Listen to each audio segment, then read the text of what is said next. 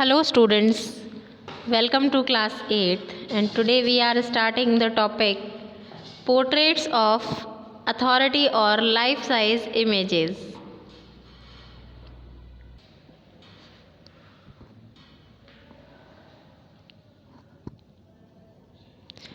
In the previous section we have studied about the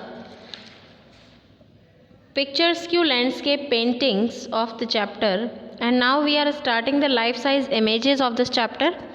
So another tradition of art that became immensely popular in India, that was portrait painting. दूसरा जो tradition था art का immensely जो popular था colonial India में, वो था portrait painting, यानी कि किसी का भी पोर्ट्रेट बनाना, उसके पिक्चर को बनाना. The rich and the powerful both British and Indian, जो रिच और पावरफुल चाहे वो ब्रिटिश हो चाहे वो इंडियन हो, wanted to seem themselves in canvas. Means सभी लोग अपनी जो पिक्चर है उसको पोर्ट्रेट में बनवाना चाहते थे और कैनवास में बनवाना चाहते थे. इसका उस समय बहुत ज़्यादा क्रेज़ था. Unlike the existing Indian tradition of painting portraits in miniature, colonial portraits were life size images. इसके अलावा इंडियन ट्रेडिशन जो था पेंटिंग का, पोर्ट्रेट पेंट करने का इन मिनिएचर्स में, कॉलोनियल पोर्ट्रेट जो थे, क्योंकि इंडियन जो कल्चर था, ट्रेडिशन था, वो मिनिएचर यानी कि एक छोटे साइज़ में बनाए जाते थे, जबकि कॉलोनियल पोर्ट्रेट्स जो हैं वो एक लाइफ साइज इमेजेस होते थे that looked life like and real.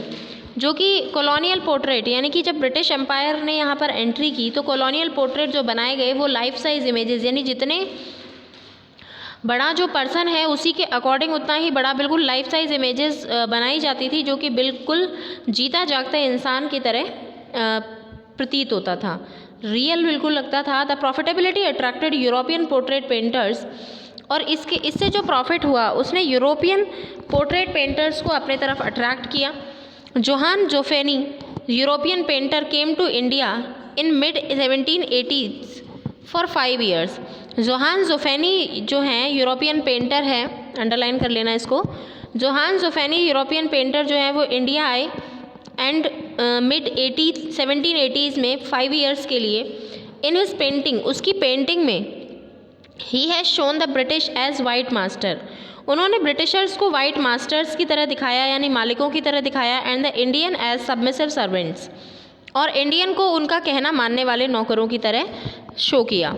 British are shown in an imperious gesture, British जो है उनको एक बहुत ही उदारवादी जेस्चर्स में, जो कि प्राउडली शोइंग देयर क्लोथ्स, वो अपने क्लोथ्स को प्राउडली शो करते थे, एंड स्टैंड और sit as if they are most superior and Indians much more inferior. यानी कि ये जो ब्रिटिश यानी कॉलोनियल पोर्ट्रेट्स होते थे, इन पोर्ट्रेट्स के ज़रिए ब्रिटिशर्स को बहुत सुपीरियर और इंडियंस को बहुत ही इन्फीरियर दिखाया गया. यहाँ पर ब्रिटिशर्स जो हैं उनके जेस्चर्स जो हैं वो ऐसे होते थे जैसे कि वो लोग तो यहाँ पर मालिक हैं यानी मास्टर्स हैं, और इंडियंस वहाँ पर सर्वेंट्स हैं. Some of the Indian nawabs adapted British style, इसी के चलते क्योंकि इंडियंस को बहुत ही ज़्यादा इन्फीरियर दिखाया जाता था, उनकी ड्रेस वगैरह को बहुत ही इन्फीरियर दिखाया जाता था, तो कुछ इंडियन नवाब्स ने ब्रिटिश स्टाइल को अडॉप्ट कर लिया, ब्रिटिश टेस्ट को, यानी उन्हीं की तरह रहने लगे, उन्हीं की तरह खाने लगे, उन्हीं की तरह उन्होंने अपना रहन सहन स्टार्ट कर दिया. Begin commissioning imposing oil portraits bye European painters, और उन्होंने कमिशनिंग यानी कि ऑयल पोर्ट्रेट्स जो हैं यूरोपियन पेंटर्स के द्वारा वो भी बनवाना अपना स्टार्ट कर दिया. यानी कि जो ब्रिटिश एम्पायर जो बनवाया करते थे पोर्ट्रेट, ऑयल पोर्ट्रेट्स जो थे, वही पोर्ट्रेट्स जो हैं हमारे इंडियन नवाब जो हैं वो भी बनवाने लगे, यानी ब्रिटिश स्टाइल को उन्होंने पूरे तरीके से कॉपी कर लिया. Mohammad Ali Khan was one such nawab who was a prisoner after a war with the British. Mohammad Ali Khan जो हैं, मोहम्मद अली खान ऐसे ही एक नवाबों में से हैं जो कि वॉर के बाद ब्रिटिश से जब उनका 1770 में वॉर हुआ तो उस समय वो एक प्रिजनर थे, यानी कि जेल में कैदी थे. But he nonetheless commissioned 2 visiting European artist.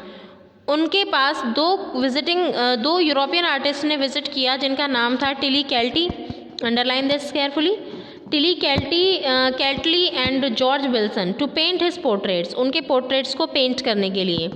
He gifted these paintings to the king of England, और ये पेंटिंग्स उसने इंग्लैंड के किंग को गिफ्ट की, and the directors of east India company, जो कि ईस्ट इंडिया कंपनी के डायरेक्टर्स थे, क्योंकि उस समय ईस्ट इंडिया कंपनी के ही हाथों में था जो भी इंडिया की जो कमान थी। तो ये टिली कैटली और जॉर्ज विल्सन ने मोहम्मद अली खान की कुछ पोर्ट्रेट्स जो हैं वो बना करके और directors of east India company और इंग्लैंड के किंग को गिफ्ट की। Celebration of the British military triumph can be seen in the many paintings. British की मिलिट्री का यानी ब्रिटिश की सेना की विजय का जो जश्न है उसको देखा जा सकता है जब टीपू सुल्तान को हरा करके सेरिंगपट्टनम में बैटल ऑफ सेरिंगपट्टनम की बैटल में टीपू सुल्तान को हरा करके जब ब्रिटिश एम्पायर की जीत हुई थी, तो उसका सेलिब्रेशन बहुत सारी पेंटिंग्स में देखा जा सकता है। टीपू सुल्तान ऑफ मैसूर, मैसूर का Tipu Sultan as you know was one of the most powerful enemies of the British. वो ब्रिटिशर्स का बहुत ही शक्तिशाली पावरफुल एनिमी था। He was finally defeated in 1799 at the famous battle of Seringapatam. उसे हरा दिया गया 1799 में। फेमस बैटल, बहुत ही प्रसिद्ध युद्ध था ये सेरिंगपट्टनम का। सेरिंगपट्टनम जो जगह है, यहाँ पर टीपू सुल्तान की डेथ हुई थी, यानी कि ये टीपू सुल्तान की कैपिटल हुआ करती थी। तो 1799 में फाइनली उसे हरा दिया गया है। बहुत ही पावरफुल एनिमी था और ब्रिटिश जो है इससे बहुत ही कांपते थे। In one of the painting the British troops are shown storming the fort from all sides. इनकी एक पेंटिंग में ब्रिटिश ट्रूप्स जो हैं उन्हें दिखाया गया है storming the fort from all side, चारों तरफ से फोर्ट को, किलों को घेरे हुए।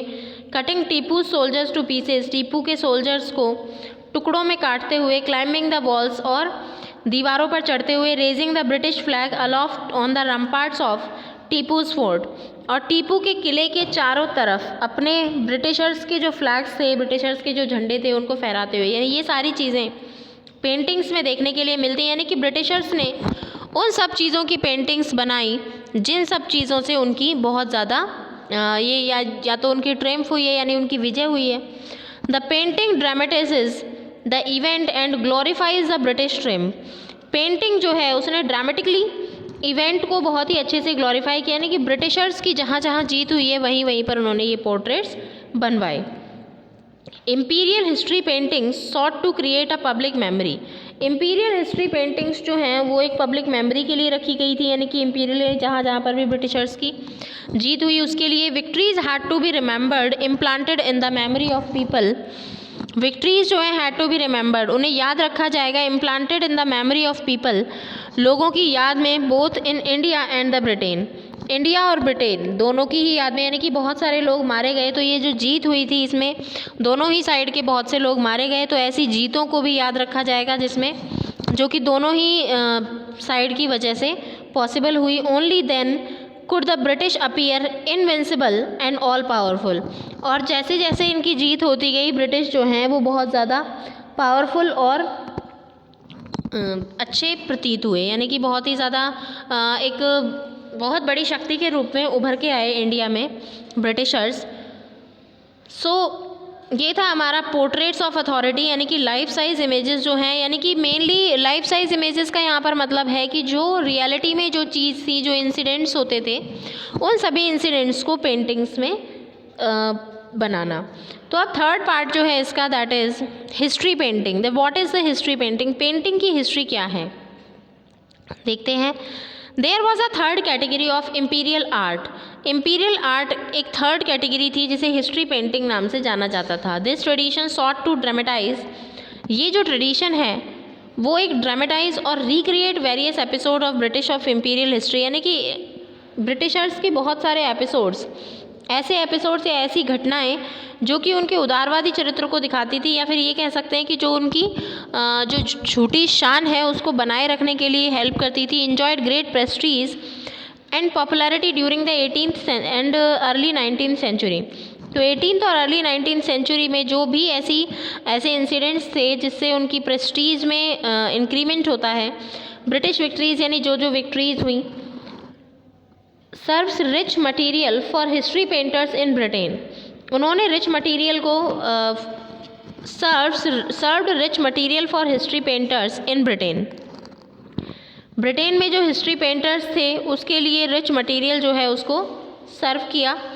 The paintings celebrated the British power, paintings ने ब्रिटिश पावर को सेलिब्रेट किया, यानी कि जितनी भी ब्रिटिशर्स की जो जीत थी उन सभी को बहुत ही अच्छे तरीके से दिखाया। Their victories their supremacy and favourable images, उनकी विक्ट्रीज, उनकी सुप्रीमेसी और उनकी फेवरेबल इमेजेस, यानी कि ऐसी इमेजेस जिनसे उनको अपने लिए प्राउड फील होता है या फिर वो उनसे दिखाना चाहते हैं, यानी कि ब्रिटिशर्स जो है उन्होंने वही पेंटिंग्स बनवाई जो वो बनवाना चाहते थे, या फिर उन्होंने पेंटिंग्स में वही दिखाया जो वो दिखाना चाहते थे, यानी खुद को इम्पीरियल दिखाना, खुद को बहुत अच्छा दिखाना और खुद को बहुत ही पावरफुल दिखाना। In 1762, Francis Hammond produced one of the first history painting in public display in the Vauxhall Garden in London. 1762 में फ्रांस हैमन ने एक हिस्ट्री पेंटिंग बनाई जिसमें पब्लिक डिस्प्ले किया गया, जिसमें वेनेक्सहॉल गार्डन जो था, गार्डन लंदन का, उसको डिस्प्ले किया गया था। इसके अंदर मिलिट्री की जो ट्रिम्स थी, यानी ब्रिटिश मिलिट्री की जो जीत थी, जो विजय थी, can be seen in many paintings of the battle. बहुत सारे युद्धों में जो ब्रिटिशर्स ने जीत हासिल की उन सभी के सेलिब्रेशंस आपको इन पेंटिंग्स में दिखाई देंगे। As one shows Lord Clive being welcomed by Mir Jafar and his troops after the battle of Plassey. एक पेंटिंग में ये भी दिखाया गया है कि Lord Clive being welcomed, Lord Clive ने वेलकम किया मीर जाफर का एंड हिज ट्रूप्स, और उनके रॉबर्ट क्लाइव जो हैं, जो उस समय गवर्नर जनरल थे, रॉबर्ट क्लाइव का स्वागत किया गया मीर जाफर और उसके सैनिकों द्वारा। After the battle of Plassey, battle of Plassey के बाद, व्हेन अनादर शो, यानी कि जब मीर जाफर जो था वो तो वैसे भी हाथों की कठपुतली था, एक पपेट बन गया था ब्रिटिशर्स का, तो जैसे ही बैटल ऑफ प्लासी, क्योंकि बैटल ऑफ प्लासी जो है वो इंडिया के अंदर ब्रिटिशर्स का एंट्री पॉइंट कहा जाता है, तो जब बैटल ऑफ प्लासी ख़त्म हुआ तो उसके बाद मीर जाफ़र ने बहुत ही अच्छे से स्वागत किया रॉबर्ट क्लाइव का। व्हेन अनादर, और दूसरी पेंटिंग्स क्या शो करती है, when another painting show that Tipu Sultan जो कि एक बहुत ही अच्छा पावरफुल एनिमी था ब्रिटिशर्स का, was finally defeated in 1799 at the, जिसे 1799 में सेरिंगपट्टनम के युद्ध में हरा दिया गया। एक पेंटिंग इस चीज़ को दर्शाती है। Imperial history painting sought to create a public memory of imperial triumph. Imperial history paintings जो हैं sought to create a public memory, वो एक पब्लिक मेमोरी क्रिएट करती हैं ऑफ इम्पीरियल ट्रिम्प, उनकी जीत के याद रखने के उपलक्ष्य में, यानी कि जीत की यादें, उनकी विजय की जो यादें हैं उन सभी को संजो कर रखने के लिए उन्होंने ये सभी पेंटिंग्स बनवाई। Victories had to be remembered implanted in the memory of people in India as well as in Britain. ये जितनी भी जीतें हैं जो ब्रिटिशर्स की हुई, जो याद रखने वाली हैं, इसमें इंडिया और ब्रिटेन ये दोनों के लिए ही बहुत ही यादगार साबित हुई थी। यानी कि इंडिया के लिए ये चीज़ें थोड़ी सी दुखद भावनाओं को लेकर आती हैं, लेकिन ब्रिटिशर्स के लिए उस समय ये चीज़ें बहुत ही प्रेस्टीजियस मूवमेंट को लेकर आई। Notice the way the battle scenes are painted in given picture. Battle scenes जो थे, युद्ध के जो तरीके थे, यानी युद्ध के जो दृश्य थे, उनको इस तरीके से दर्शाया गया था जिसमें ब्रिटिश एम्पायर जो है उसको पावरफुल शो किया जा सके। Next topic of ours is mural paintings. देखिए मुराल पेंटिंग्स क्या है।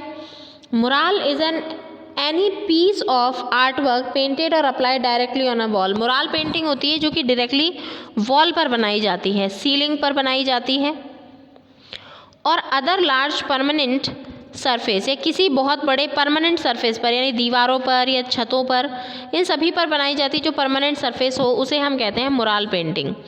A particularly distinguishing characteristic of mural painting is that the architectural elements of the given space are harmoniously incorporated into the picture.